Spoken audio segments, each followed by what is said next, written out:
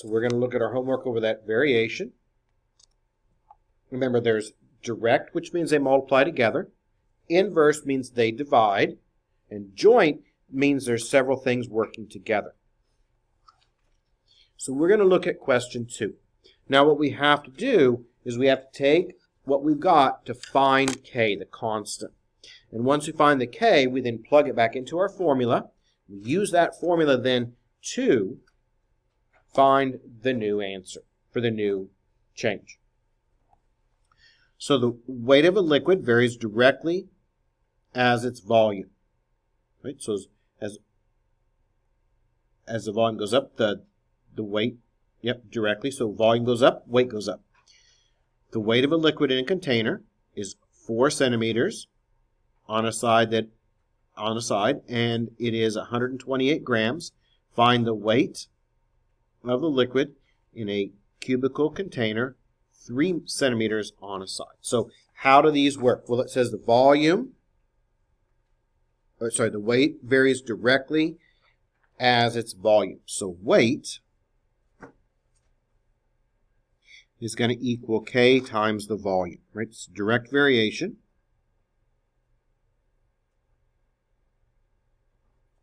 So what do we know here? We know as of right now, as of what we measured, we know that weight is 128 and the volume, okay, let's see, the weight of the liquid in a cubical container, 4 centimeters on the side, is 128 grams. So we had to find our volume. So what are we looking at here? We have to be very, very careful. Okay, it doesn't give you the volume, right? Because volume is in cubic units. So we're going to have to find the volume. So what we've got is we've got a cube. Okay, it says it's a cube. And we have to find our volume. Because they didn't give us the volume, they gave us one side. Now, what do we know about a cube?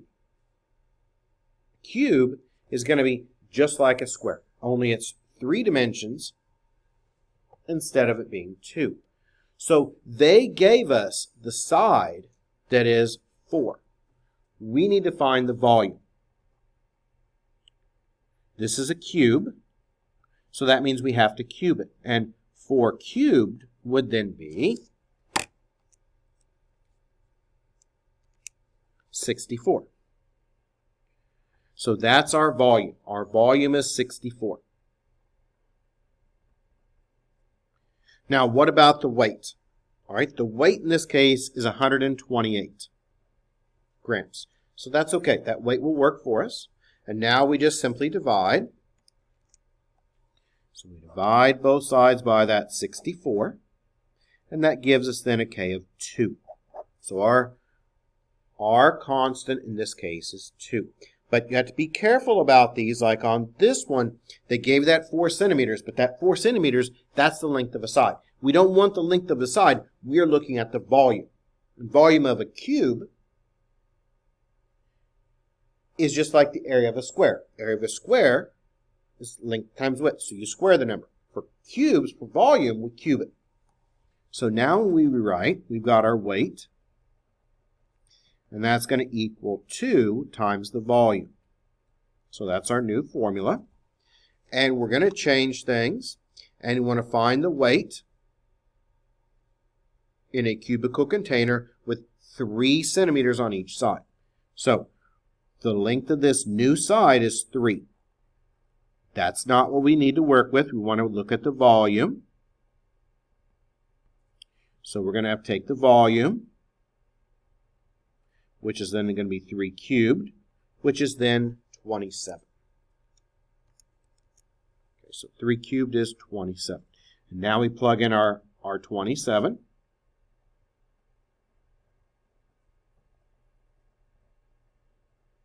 And that gives us then 54.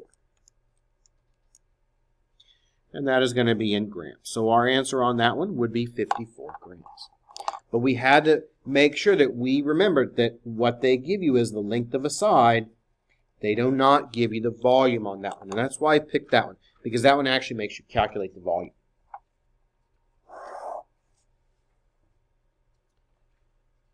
So that's what we did there. Try to adjust this better. Okay, and that was question 2. So that was direct variation. Now, what we're going to work on is one of the others, which I believe the next one's going to be inverse. Get this thing set up right here. Okay, so the next one's going to be inverse variation.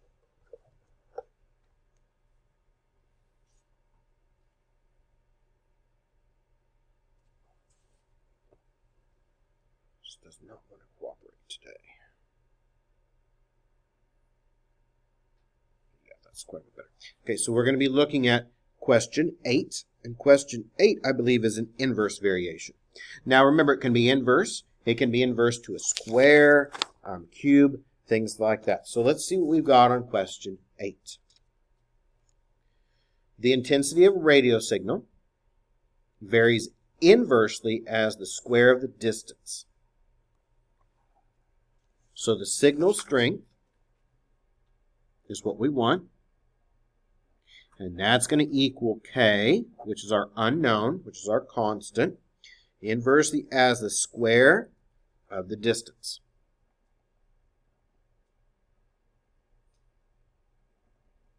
So these are really not bad to set up. All you have to remember is just read it. It says radio signal varies inversely. That means we divide square of the distance. So I just use words. You could use variables. I, though, think that might be more confusing. So we're just going to use words here. Now, we need to find our K again, our constant. And it says, suppose that the intensity is 8,000 units at a distance of 2 miles. So we're going to plug in our signal strength, which is 8,000. And that's going to equal K over 2 squared. Right? Because we have to square our distance. So that gives us then 8,000 equals K over 4. We're just going to cross multiply. And that gives us our value of K, which is pretty easy to do. So we have 8,000 times your 4, and that's then 32,000. So that's our value of K. Rewrite.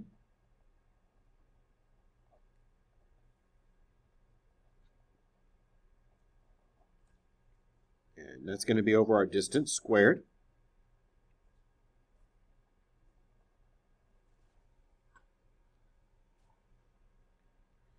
Now we just plug in what we want to find. And what are we trying to find here? We want to know what the intensity will be at a distance of 11 miles. So how strong will that signal be in 11 miles? Well, that's going to be 32,000, right, over 11 squared.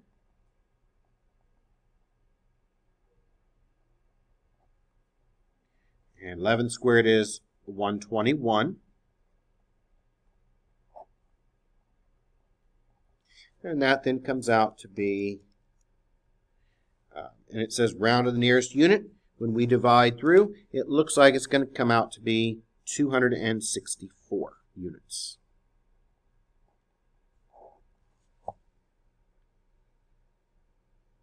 Okay. So quite a bit of a difference. Why? Because of the square. The square makes it become a big difference. Yeah, we increase the distance, which should decrease the signal strength, but not just inversely, it's inversely to the square, so that's going to make that a much, much bigger difference. Question 14. I like these because they really make you think how things relate to each other. And this is how we came up with a lot of our formulas, is we just measured things and we calculated what it should be. That's how we found out pi. That's how we found out gravity. That's how they determined, okay, what is gravity?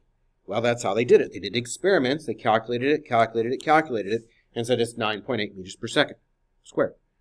That's the effects of gravity. Okay? They did that by just calculating, by doing experiments and calculating. Question 14. This, I believe, is a joint one. So the volume of wood in a tree varies jointly. Jointly just means several things are happening. Has the height of the tree and the square of its distance around the trunk. So let's write up our formula. So we want the volume of the wood in the tree. So that's going to be our volume. That's what we're going to start with. We have an unknown k. We always have a k that we have to find, our constant. And how does it vary? It varies jointly as the height of the tree. So that's going to be the height here. And the square of its distance around the trunk.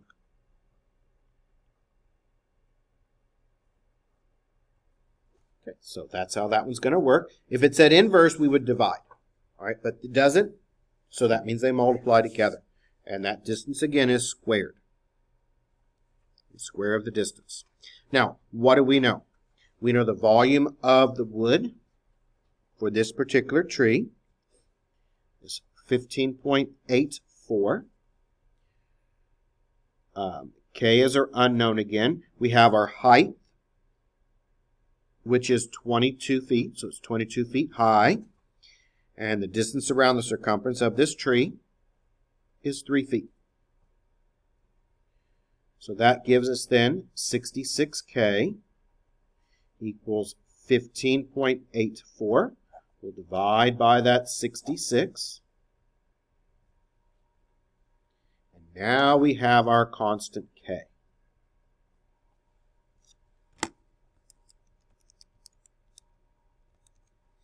And that gives us 0.24.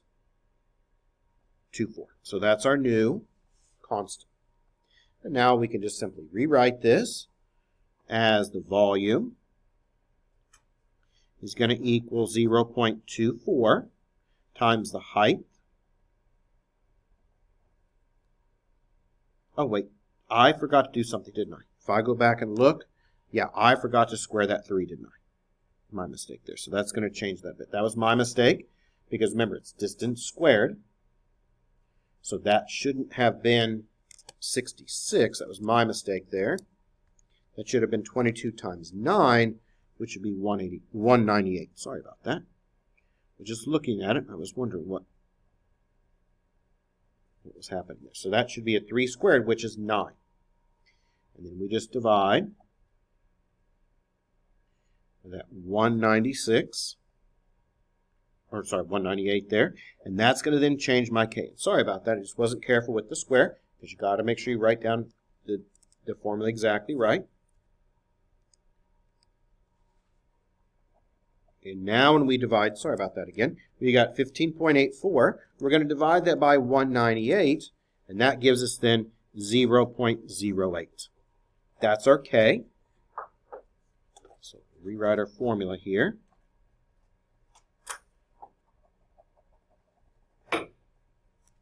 Now we can plug our values in. So you got to be careful with those formulas. These are not difficult. It's just making sure that you plug everything in correctly. So 0.08 is going to be our value of K. We need to find the new volume. And we know this new tree is 36 feet tall and 6 feet around.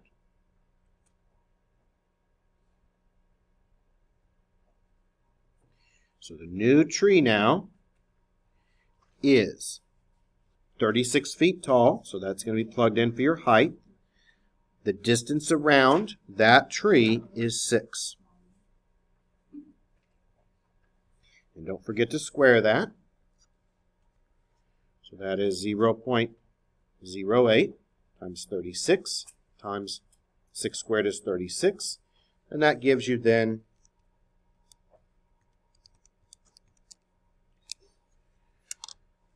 103. And we want to let's see, how far does it say to round? It doesn't, so we'll just write it down. So that's going to be 103.68, and that's going to be in cubic feet. So that's going to be the volume now of that tree. And that was question 14. Doug, I'm sorry I'm late. You'll never believe who I ran into in the parking lot.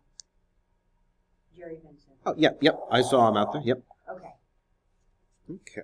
Let's go ahead and get these finished, though, and we can stay on track here. Yeah, I saw Jerry came and talked to me for a few minutes. Okay, cool. Yep. Question 15 is, unless we have some more, is the last one of these variation questions I'm going to be looking at, unless you have some extra ones to look at. Question 15, though, we're looking at enlargement of a photo.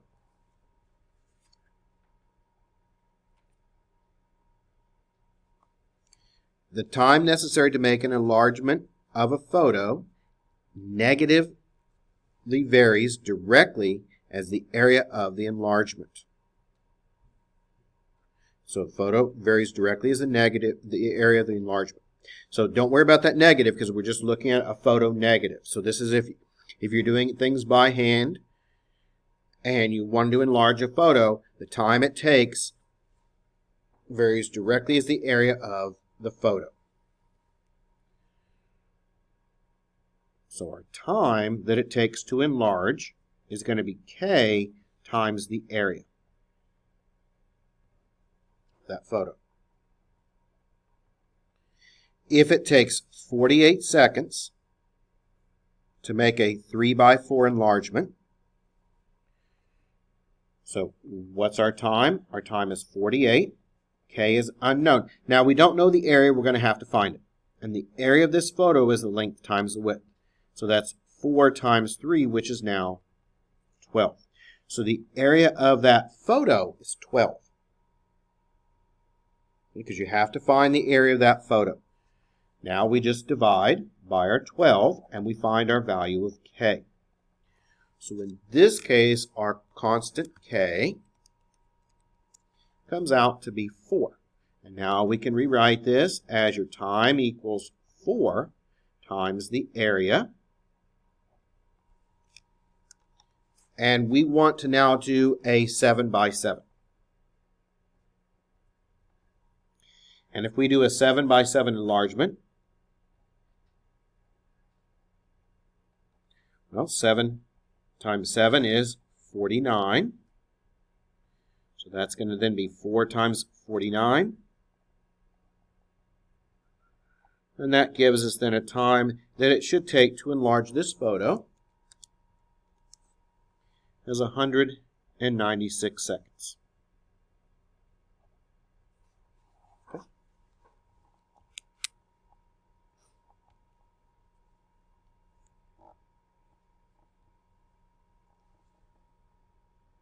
So like I say, these aren't bad once you get used to them. I didn't put any on the final. I probably should have put some. I might put a couple of them on there as bonus questions if you want to skip something else. So I might put, maybe I'll put 2 variation questions on there and you could skip them or something else. So I might end up doing that. But variation questions I think are good because they're an easy to understand application. So I'll probably put 2 of them on our final and I'll just make them bonus questions so you can skip those or something else.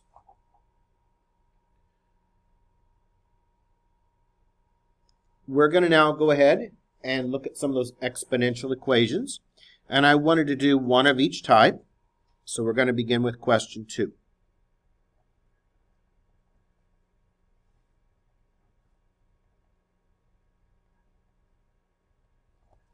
So let's kind of review how we solved these from last time. And these are on the final, and there's several of them.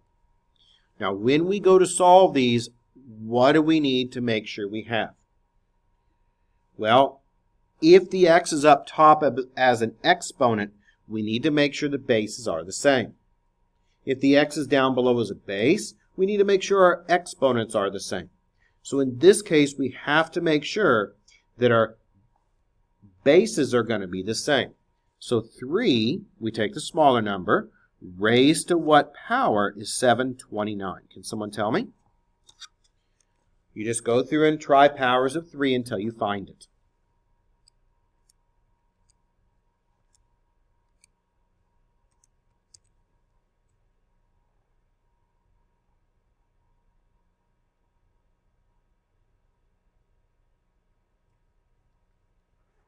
Anyone get it yet? Yep, should be 3 to the 6th is that 729, right? That's what you do first. You make sure that those bases are the same because x is an exponent. And then that lets us set the exponents to be the same. So now we can rewrite this as 3 to the 10 minus 2x power equals 3 to the 6th. Now we know the bases are the same, so that forces the exponents to be the same. So now we've got 10 minus 2x equals 6. And we can quickly and easily solve this. We'll move that 10 over. So minus 2x equals now a minus 4. We'll divide by our minus 2. And that gives us then x is going to be now negative, and negative makes it a positive 2. Okay, I'm kind of confused. Where did you get the 10 at? Okay, where did I get the 10? Okay, that was in the question itself. Oh, it was? Yep, because see, here's the question. So you're looking at 3 to the 2x minus 10 power, right? And so I took that 729 and I rewrote that as 3 to the 6th. Yeah. And then I said those are the same, so now those have to be the same. So that's all of that equals that okay. 6. Now does it make sense? Yes. Yep.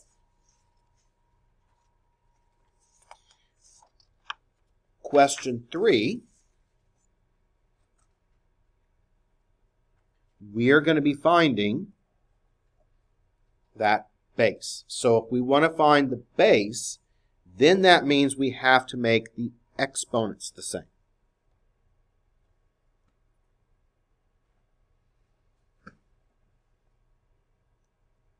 Now, we did one of these in class last time as an example for this homework question.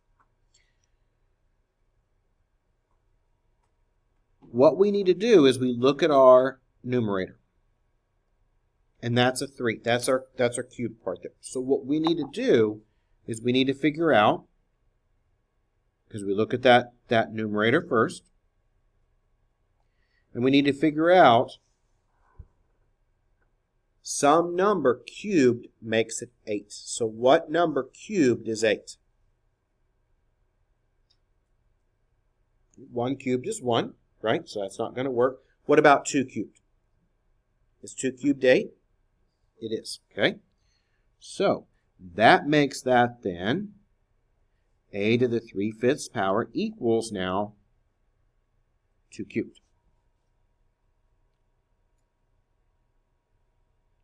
Is everyone okay with that so far?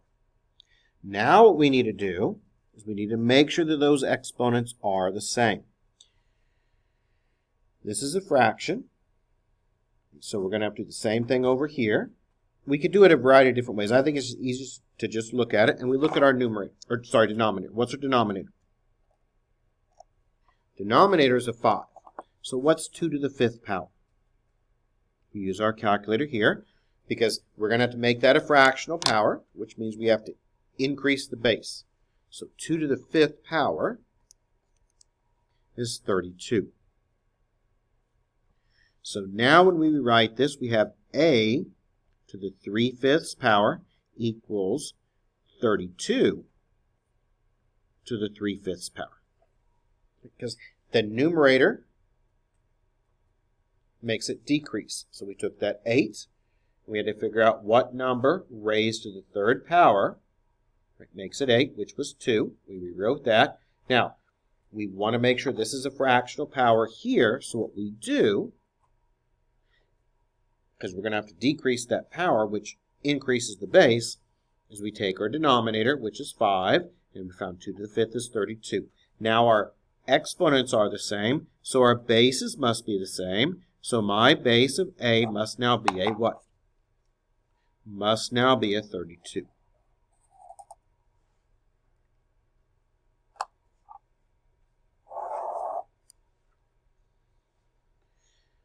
We only have a little bit left to cover on this homework packet, which is logarithms and systems of equations. Logarithms will take a little bit of time. Systems of equations will not. Systems of equations is a very, very simple, easy topic. But we're going to start looking at logarithms. And logarithms are not bad as long as we use the correct formula. Now, what logarithms are is logarithms, a small change represents a really large change. Logarithms are used for things like earthquakes. When you look at an earthquake, a 5 and a 6 is a big difference. It's tenfold. So each time you go up a number, you're increasing it by a factor of 10. So it's not just a 1-to-1 ratio. It's basically almost like a 1-to-10 ratio because it's on a logarithm scale. Now, how we work with logarithms is we have to turn them into exponentials.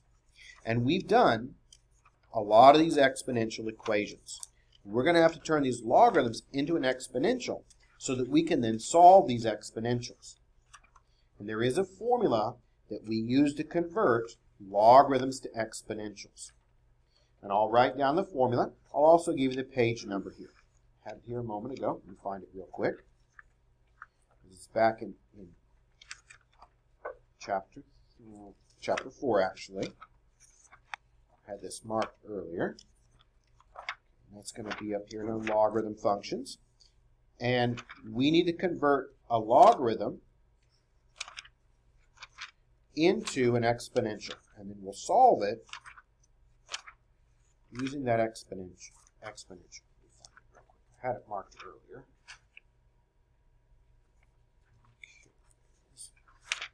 Exponentials. It's in 4.3, I believe. It's had fun. Yep, here it is. Okay, it's going to be on page 463.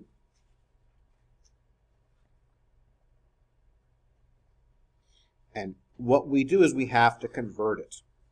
We have to convert a logarithm to an exponential.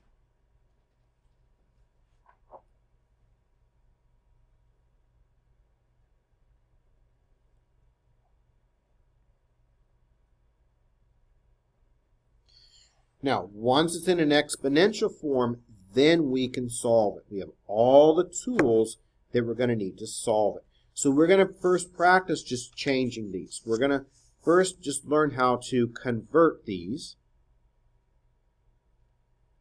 from a logarithm to an exponential, and vice versa. So we're going to learn how to kind of convert these from either a logarithm to an exponential or an exponential to a logarithm. And these are on page 473, and we're just going to convert these. And we're going to convert question 11.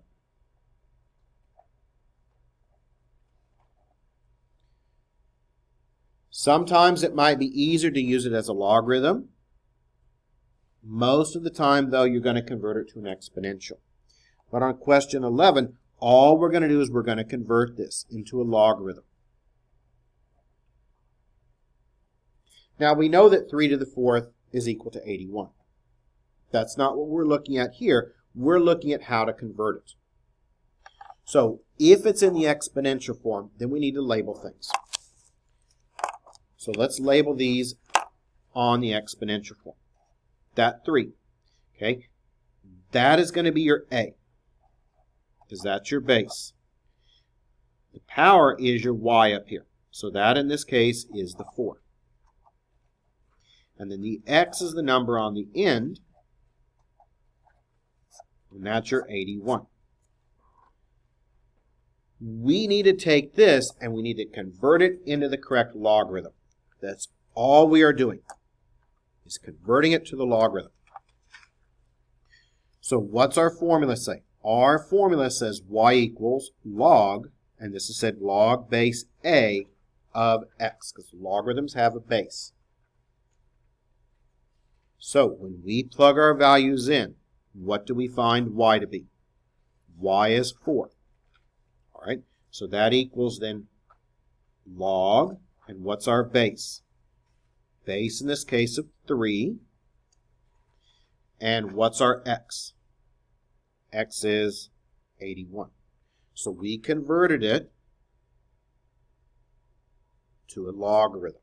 We label it whichever way it is, convert it to the other form. Let's do one more of these.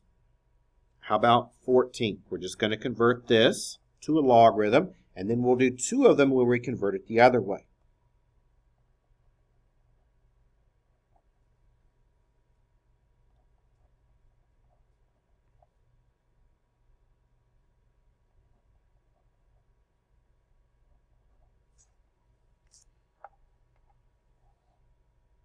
So this is what we want to convert. Now we need to go back and refer to our formula.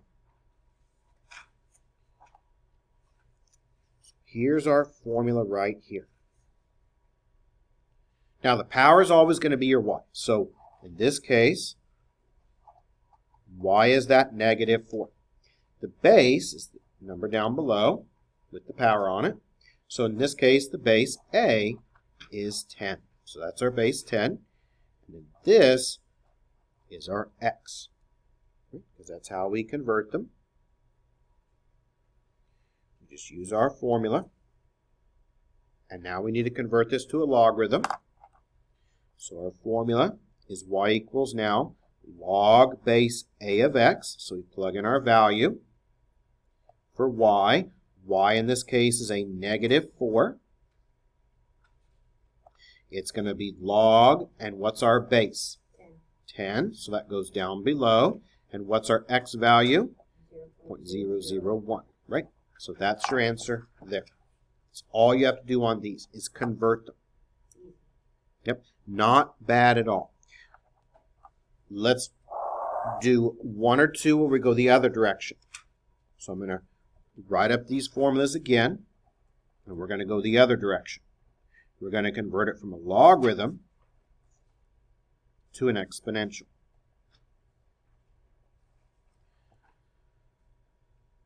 So let's look at a logarithm question. Turn it into an exponential. How about 15?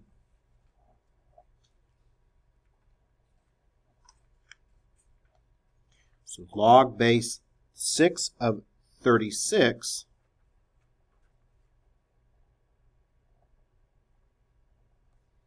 equals 2. Well, we need to make sure we label them correctly.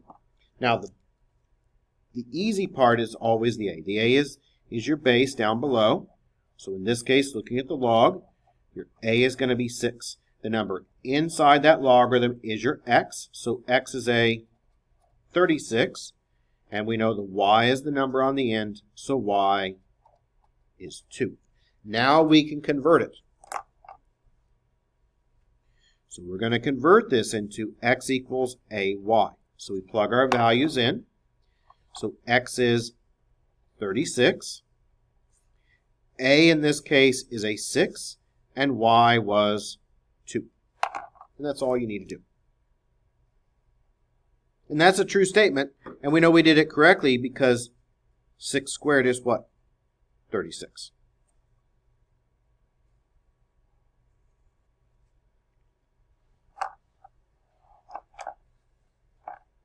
Let's try another one. 18. Let's see what we can do with question 18.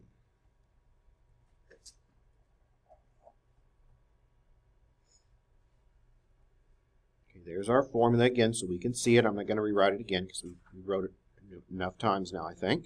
So question 18, we've got log base 4 of 1 over 64 equals negative 3. So we just need to convert. So 4, that's our a. 1 over 64, that's your x. 3, that negative 3, that's your y. Now we convert it. And we're going to convert this into x equals ay. So x is 1 over 64. A was 4. And y was a negative 3. And that's it. That's all you have to do on these. So these were just converting. bless you. Now we're going to be solving these. So when we solve them, all we're going to be doing is we're just going to be converting them from a logarithm to an exponential and then solving that exponential. So question 31. A lot of these are just converting. All you have to do is convert it, and you'll just look at it and be able to find the value of x. So question 31.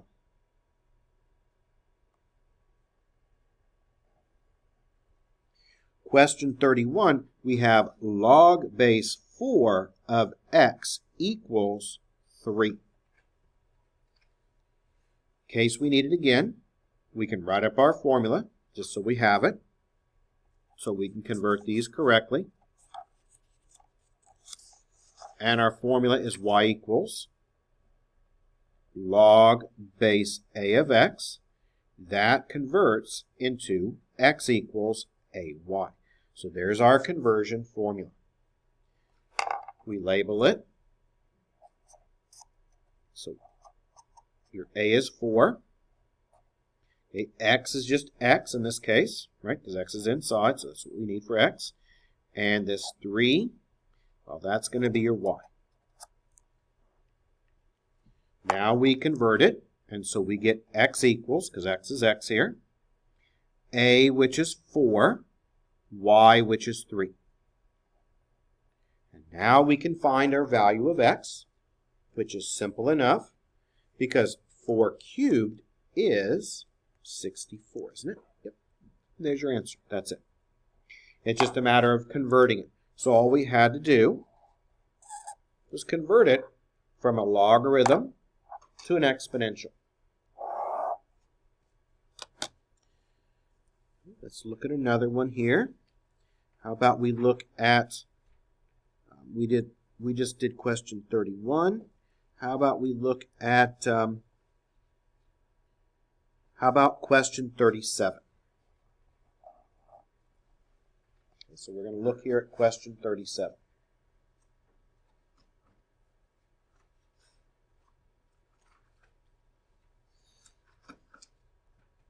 Question 37 is log base of 1/2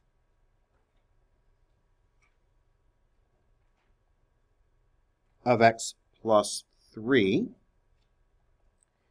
equals -4.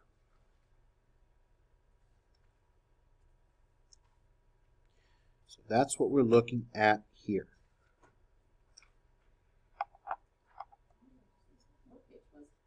Oh, sorry about that. That's on page 473. Okay, so page 473, in case you're going to refer back to it later. And we're going to convert this, right? So we have a logarithm, so we convert it to an exponential. So y equals log base a of x, and that converts into x equals ay. So when we look at our formula,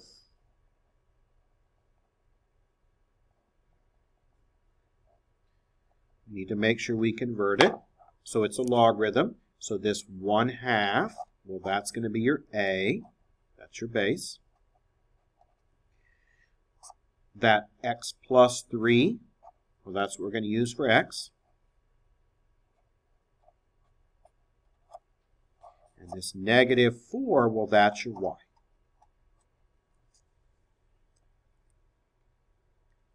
When we convert it, we have x equals ay. And what are we going to use for x? Well, our x, we're going to have to use x plus 3, because that's what we've got there. Okay, right, for x, you use that x plus 3. We then have it equaling a, which is 1/2. And what is our y? Our y is a -4. So now all you have to do is work with this. How do we handle 1/2 to the -4 power? Well, remember negative exponents. If it's a negative exponent, what does that make it do?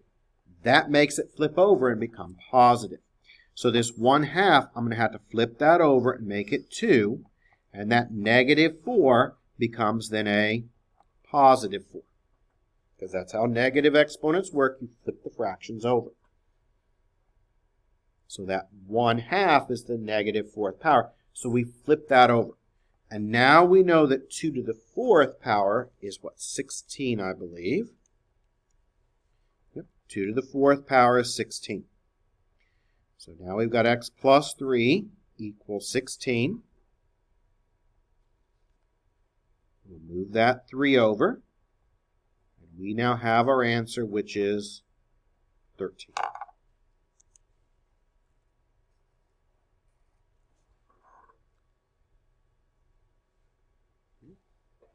There's not a lot to these. They're kind of confusing sometimes with the formulas, but once you transform it, then you can easily solve it.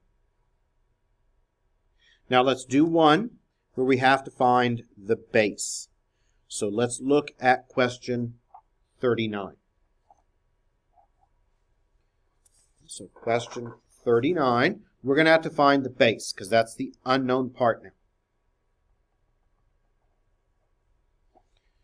Same process though. Question 39 is log of x plus 3 base of 6 equals 1. So again, I always like to write up our formula.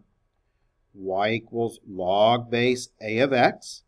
That transforms into x equals ay. I always just like to write up the formula. That way I have it. That way I can see it. I think that just makes it easier to deal with. So now we can just convert it. So what do we know with our powers here? Okay, so this is going to be our a, because that's our base. This 6, well, that represents your x. And 1, well, that is your y.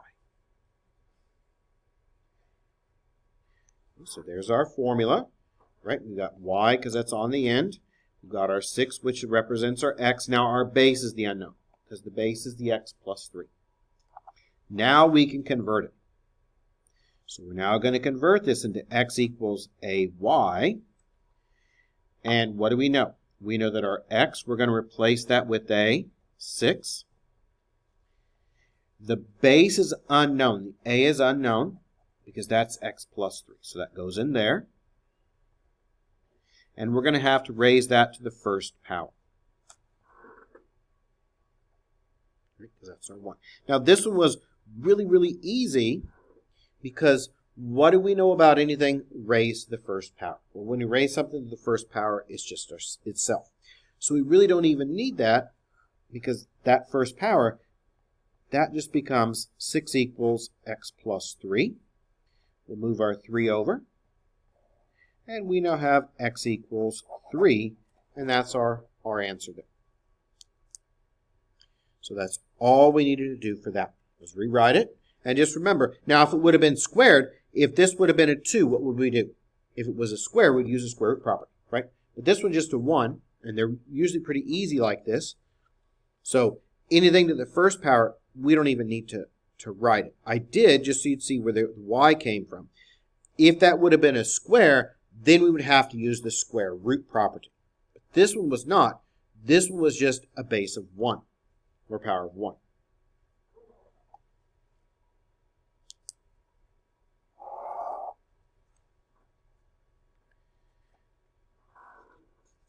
Next, we're going to learn how to work with modeling. And these are kind of like what we did in variation, but they're actually easier, and it's nothing but using a calculator.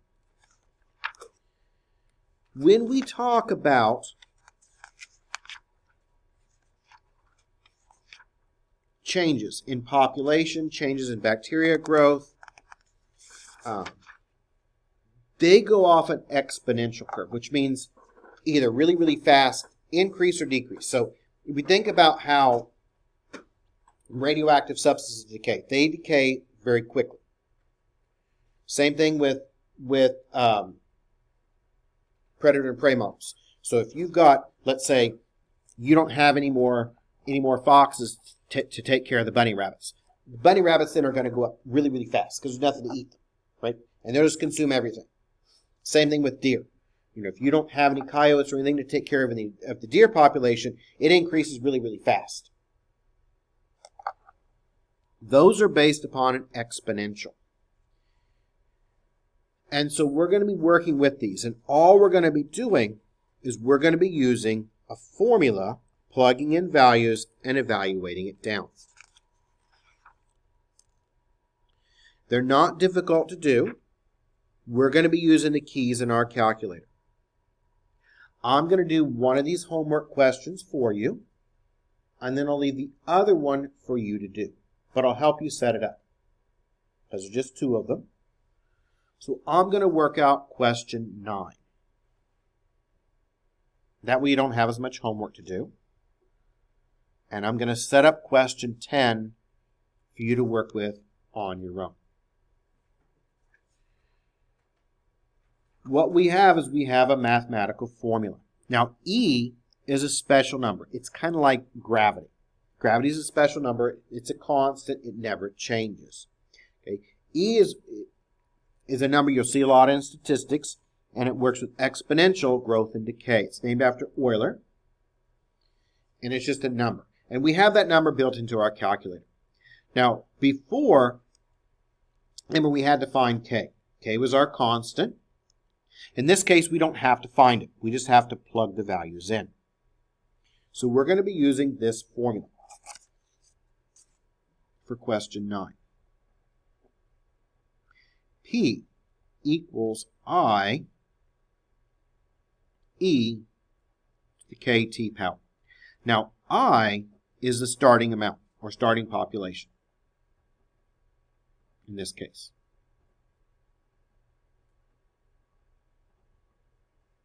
And K is going to be our constant.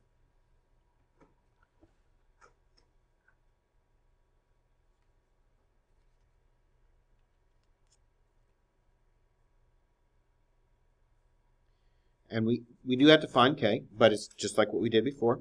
It's pretty simple to do. We plug our values in, we find our K, and then find out what we need. So we're going to use this formula. A bacteria culture has an initial population of 10,000. So that's going to be your I. Okay, I, or the number in front of that E, that represents the starting value. So in this case, we have a bacteria, and we have a starting value of that bacteria of 10,000. If its population declines by 6,000 in 6 hours, what will it be at the end of 8 hours? Now we have to be careful. What's happening here? We're going down, right? Okay. So K then, when we plug it in, K is going to be our constant again. We need to make sure we notice that it's going down. So what are we starting with? We are starting with 10,000. So I is going to be the starting population of 10,000. Now, P is what we end with. And in our case, we're going to end with 6,000. And T represents the time. So we just simply plug our values in. So our starting population is 10,000. We have an E, which we'll talk about how to work with that in our calculator in a moment. And we have a K, which is unknown. And we have a time, which in this case, the time is 6. And that equals now our ending population of 6,000. So we're decreasing the bacteria population. Maybe this person's taking antibiotic, and that's going to decrease it. So K should end up coming out to be a negative number. We need to find our K. Now, we need to get this E by itself, because we're going to be using our calculator in a moment to solve this out. So we're going to go ahead and divide by our 10,000, because we have to get that E by itself.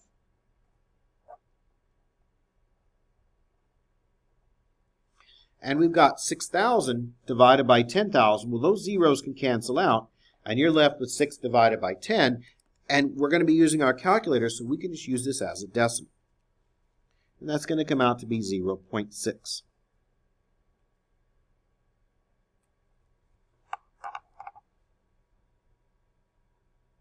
Now, if you look at your calculator, if we take our calculator, we look here for a moment, and every calculator, you're going to find an ln key. So your key will say ln. Now, if you notice above it, you have an e to the x. And that's because ln, which is a natural log, and the exponential e are inverses of each other. So they undo each other. So whatever you do to one side, remember you have to do to the other. Now, ln will get rid of an e.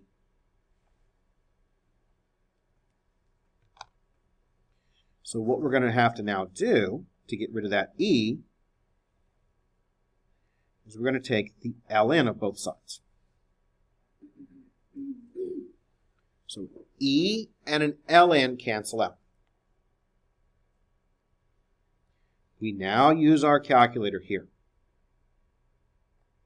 So we're now going to use our calculator to find the ln of 0.6. So you hit your ln key, you type 0.6, and you hit equals. And it comes out to be a minus 0.5108. We'll take it out to 4 places. And now the e and the ln, those can cancel, so those are gone. So that gives us then 6k. We'll divide that by 6. And now we know our constant k, which is minus 0.085 if we round 1 here. So that's our value of k.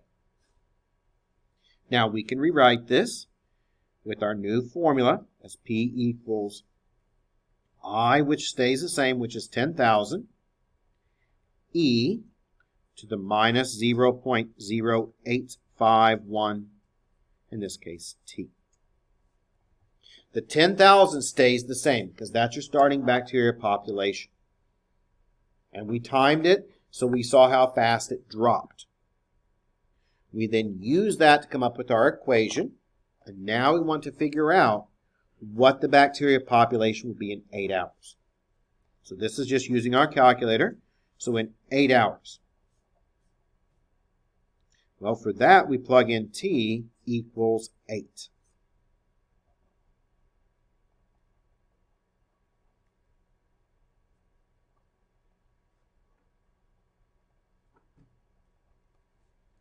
So we just plug in our 8. Now, here's how we do it in our calculator. Instead of using the ln, remember, it's in blue, that e. So we'll do the e first. So we hit second, ln. Okay, that will put your e up on the screen, and that's what you want. You can break it up and do it in individual pieces or do it all at once. We're going to hit the minus 0.0851. Then we're going to hit times 8, because that's what we need to do. Right? Times it by 8. Close parentheses and hit equals. That gives you this part.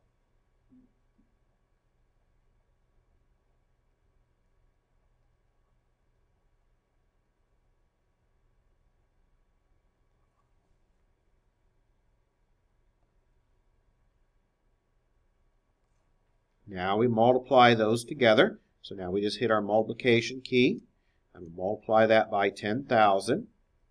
And that tells us then that we should have about 5,062 bacteria left. And that's going to be your ending population. So if you're taking like an antibiotic, that's what it should come out to be. And on these, you always want to pick the closest one, so that would be D. Because you may round a little bit differently than I do, so pick the closest answer there.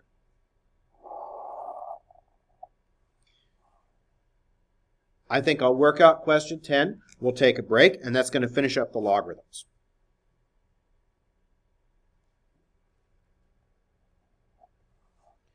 So I'm just going to go ahead and work out completely question 10. It won't take long to do. But we're going to go ahead and work this one out completely.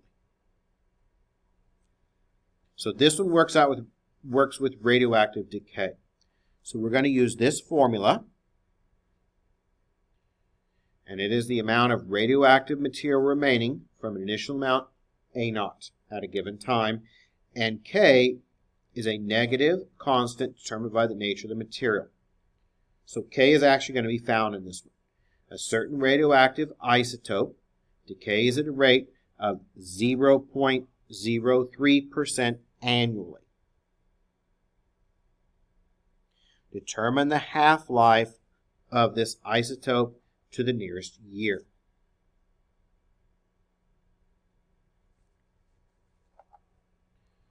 So we have our formula. A of t equals A0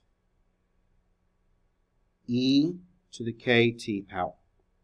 Now, we know our k is 0.3% annually, so we're going to have to convert that k into a decimal. So 0.3% annually would then be a k value of 0.003, right? So we have to convert that percentage to a decimal. Now, also it must be negative. And it tells us in the question that it's going to be negative, and it's negative because we're decreasing. If it was positive, we would be increasing the radioactive amount. But we're looking at decreasing. So this one was really nice because they gave you the K. And K has to be negative because we're decreasing. Now, when we talk about half-lives, what does that mean? That means we've got half of it left. Okay, and so that means we started at 100%, and this is going to be decreasing. So this is going to decrease to half. So when we look at this one, our A0 is going to be 1, because A0 is the starting condition, and it's going to start at 100%. So A0 is going to be 1, because you're going to start at 100%. So this is what happened at Chernobyl. Started at 100%, and then it slowly decreased its radioactivity over time. Now, A of t is what we want. And we want to end up with 0.5 because that's half. So we want it to be half as radioactive as it was before. That's it. Half as radioactive. So now we can work this out. So we now have 0.5 equals, I'm not going to plug the 1 in there because we know A0's 1. And that's going to be e to the negative 0.003t. And we've done these before. How do we get rid of the e? We use a ln. And use your calculator here. This one's actually easier. We want to find the ln of 5. And so hit the ln key, 5, and hit equals. Or sorry, 0.5. Type it in here. So it's your ln key first, 0.5, and then we'll just take this out now to, let's say, 4 places. So that's going to be minus 0.6931, and that equals a minus 0.003t. We'll divide.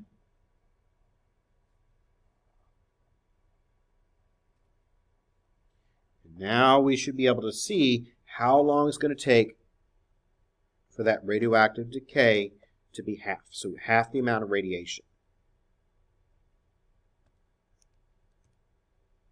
1.